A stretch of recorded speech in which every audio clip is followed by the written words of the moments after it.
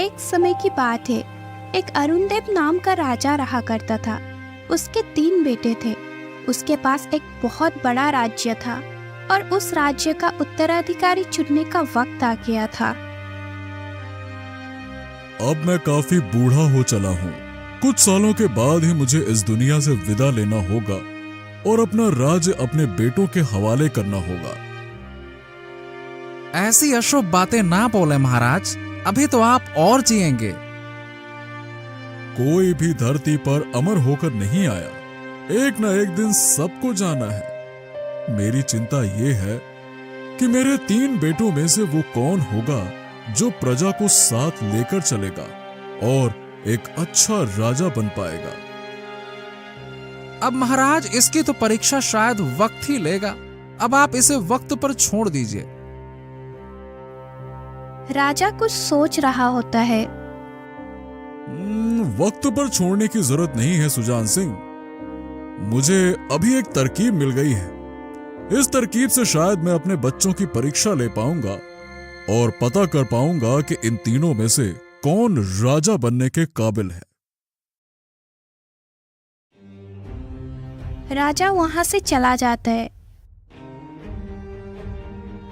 और फिर राजा अरुणदेव अपना एक मित्र मंगल के पास जाता है।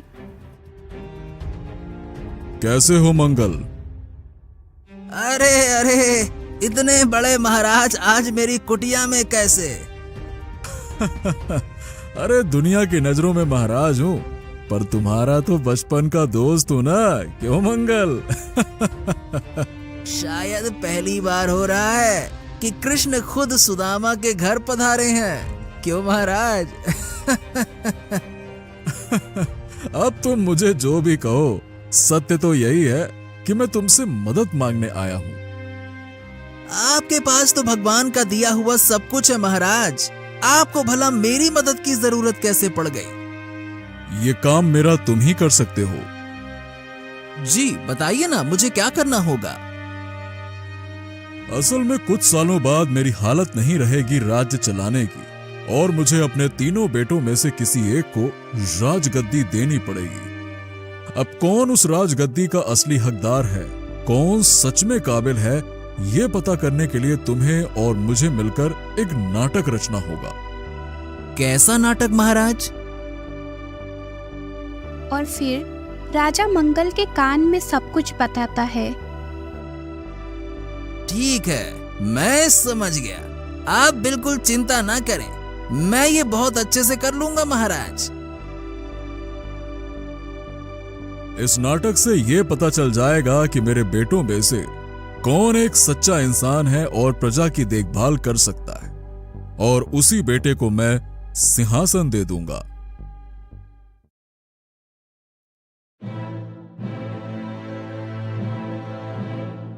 राजा अपने महल में वापस आ जाता है। राजा के 3 संतान थे, अजय, विजय और धनंजय। राजा अपने तीनों बेटों को एक एक करके एक कमरे में बुलाता है और सबसे एक ही बात बोलता है। प्रणाम पिताजी। अजय, तुम मेरे सबसे प्रिय पुत्र हो और मुझे लगता है कि तुम सबसे ज्यादा काबिल हो, इसलिए मैं चाहता हूं कि तुम्हें मेरे सिंहासन का उत्तराधिकारी चुना जाए। ये तो मेरे लिए बहुत ही सौभाग्य की बात होगी पिताजी। ठीक है, अभी तुम जाओ, और हाँ, ये बात अभी किसी से कहना मत कि मैंने तुम्हें अगले राजा के रूप में चुना है, ठीक है? जाओ। थोड़ी देर बाद राजा विजय को अंदर बुलाता है और उससे भी यही कहता है कि वो अगला राजा बनेगा। थोड़ी देर बाद धनंजय भी अंदर जाता है और राजा उसे भी कह देता है कि अगला राजा उसे चुना जाएगा। वहां मंत्री सुजान सिंह भी था। वो ये सब देख रहा था। महाराज, आपका दिमाग में चल क्या रहा है? आपने तीनों राजकुमारों को सिंहासन का वादा कर दिया। आप ऐसा क्यों कर रहे हैं? तुम बस देखते जाओ सुजान सिंह, इन तीनों राजकुमारों की अब एक परीक्षा होने वाली है। भाई ये समाचार सुनकर बहुत ज्यादा खुश थे, लेकिन वो ये नहीं जानते थे कि आप उनका सामना एक परीक्षा से होने वाला है और उसमें सफल होने के बाद ही उन्हें वो सिंहासन मिलेगा। कई दिन बीत जाते हैं। तीनों भाई राजा बनने के सपने देख रहे थे। तभी अचानक एक सभा बुलाई जाती है। उसमें राजा था, राजा का मंत्री सुजन सिंह भी था, एक सैनिक था, राजा के तीनों बेटे भी थे। इन सब के अलावा वहाँ पर एक कैदी भी था जिसको सजा दी जाने वाली थी।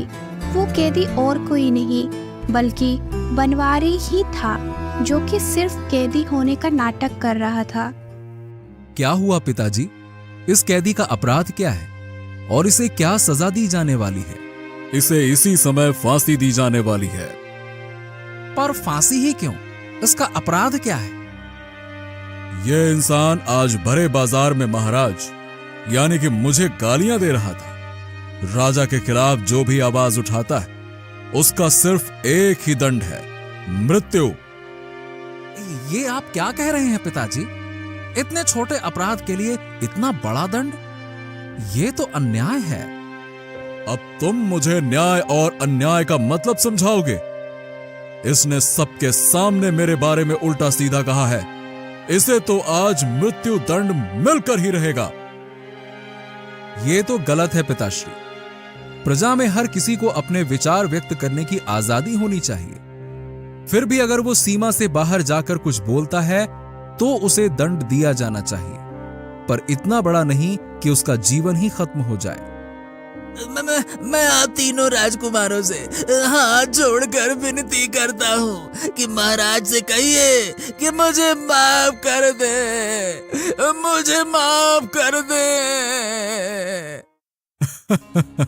ये मंगल तो बहुत ही अच्छा नाटक कर रहा है। वाह मंगल, तुम तो कलाकार निकले। पिताश्री, मैं क्षमा चाहूंगा, पर मैं आपके इस निर्णय के बिल्कुल खिलाफ हूं। अच्छा, और कौन कौन है तुम में से जो इस निर्णय के खिलाफ है और इस अपराधी को बचाना चाहता है? मैं भी इसके खिलाफ हूं पिताश्री। हाँ पिताजी, मैं भी इसके खिलाफ ही हूं। वाह, मेरे तीनों बेटे न्याय की समझ रखते हैं। ये समझते हैं कि किस अपराध का क्या दंड है। मतलब तुम तीनों ये चाहते हो कि इस कैदी को मृत्यु दंड ना दिया जाए। ठीक है, तुम तीनों एक एक करके मेरे कमरे में आओ।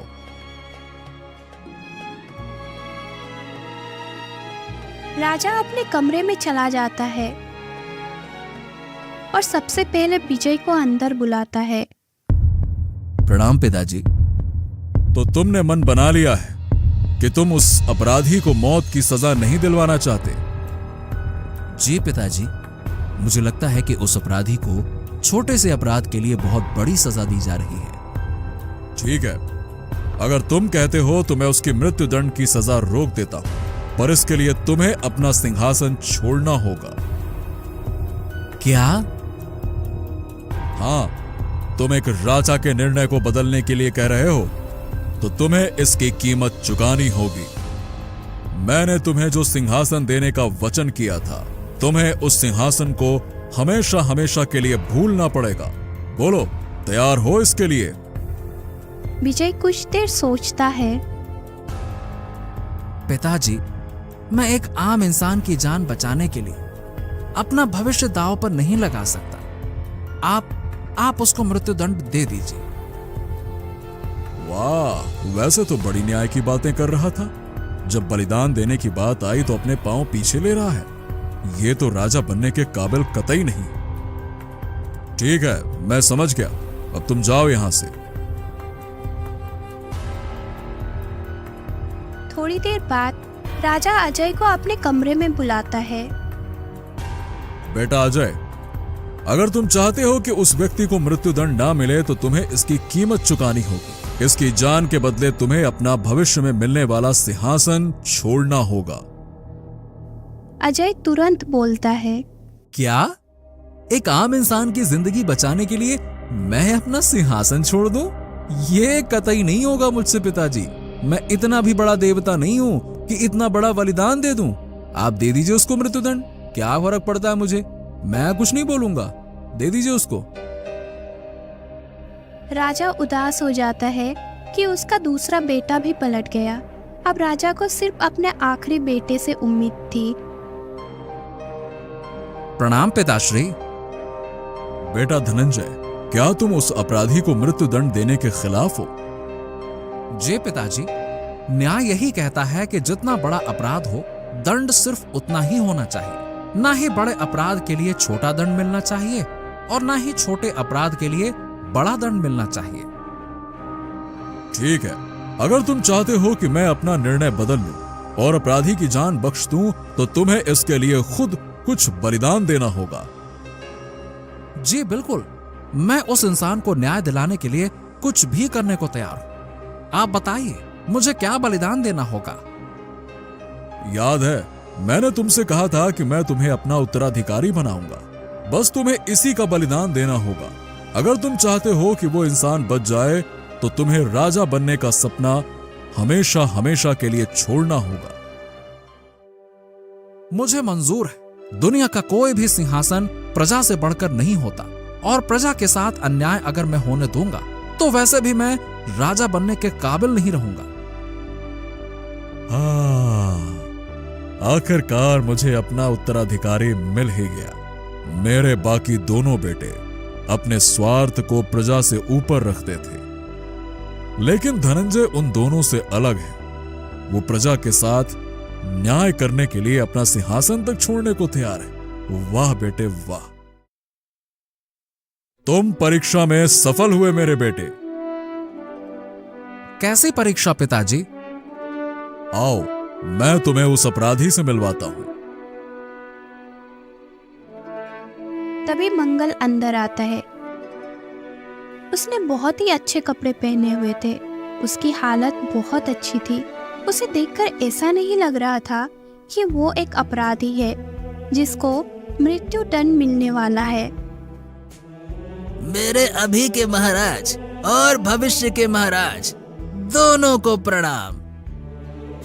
इस इंसान ने कोई भी अपराध नहीं किया है और इसे मृत्युदंड नहीं दिया जाने वाला है। ये मेरे बचपन का मित्र मंगल है, जिसके साथ मिलकर मैंने ये नाटक रचा और अपने तीनों बेटों की परीक्षा ली। उस परीक्षा में अजय और विजय सफल नहीं हो सके, लेकिन धनंजय अपनी न्यायप्रियता के कारण सफल रहा। पिताश्री, आपने बचपन से मुझे जो भी सिखाया है, उसको मैंने अपने जीवन में भली भांति उतारा है। मैं जानता हूं कि संसार में न्याय से बढ़कर कुछ भी नहीं। एक राजा कभी निर्दोष को सजा नहीं देगा। वाह, तुम 100% काबिल हो इस सिंहासन के। फिर महाराज अरुणदेव अपना बेटा धनंजय को राजगद्दी के उत्तराधिकारी बनाकर राजा घोषित कर देते हैं, और ये देखकर दोनों भाई अजय और विजय बहुत उदास हो जाते हैं।